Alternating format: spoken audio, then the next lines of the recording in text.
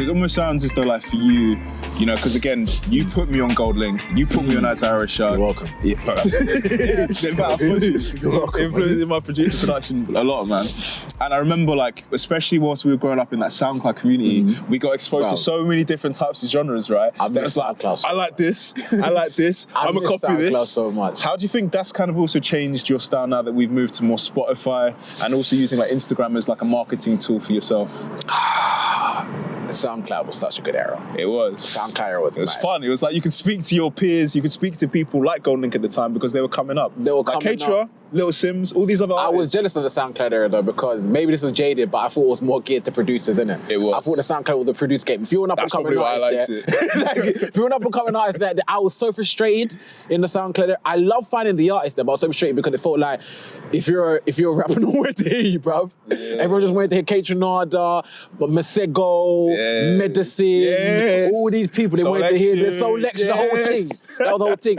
But if you're a fan, it was an amazing time because you could find an artist you'd never heard of, and they had a whole catalog there, and it was like it just felt easier to find people. I don't know why. I feel like the interface with Spotify, they say is geared for artist discovery, but I don't feel it is. Okay. It's geared, once again, because a bit of a marketing and a designer, the aim of the app is to keep someone on the app for as long as possible. That is the aim of the app. Let me just move this for a second. Oh, sorry, yeah. Part of my brand, isn't it? What's the aim of what's they call it again? An app is to keep someone on the app for as long as possible. SoundCloud's way of doing that with actually artist discovery, you would get linked to so many different artists that you didn't see just through the way it was designed. Instagram is locked to keep you on the artists that you recently liked for as long as possible, and to give you playlists of things that will keep you on that playlist for as long as possible.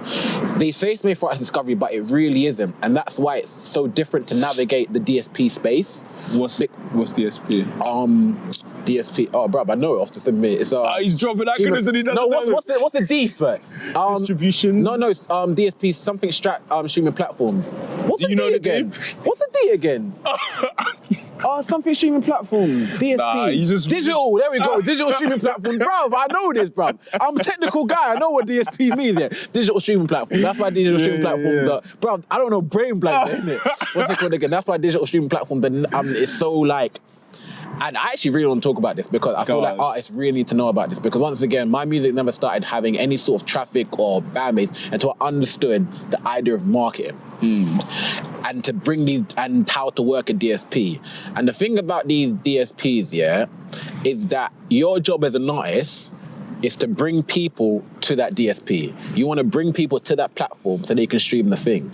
And once you start bringing people to that platform, the platform will thank you for that by getting you on the algorithm and start pushing you. In terms of playlists? In terms of algorithmic playlists. So in terms Okay. of your Discover Weekly, your radio, your Fresh Finds, all that type of stuff is an algorithm that, because you're bringing people to the platform, the algorithm started to understand the type of people that's going to like your music, and then from that, it will start to push your music to those similar type of people because it's got all the data on you. And who knows, that Facebook is probably sharing this data with Spotify, Instagram probably got, and they're selling. Bruv, this is the actual thing that they do behind the scenes. So once you start to understand that, you start to be like, the game is not just about to make music, it's about to find your audience. Okay. So you now have to start to put your music in front of people who are going to like your music, so they go back to those DSPs, for the DSP can build a profile of the type of person who's going to like your music, so start pushing it to that type of people. So it's a much from a marketing, because with SoundCloud is literally just like, if you make something lit, it can just pop. It's true, you know. It can really just pop, because artist discovery is such a thing on that.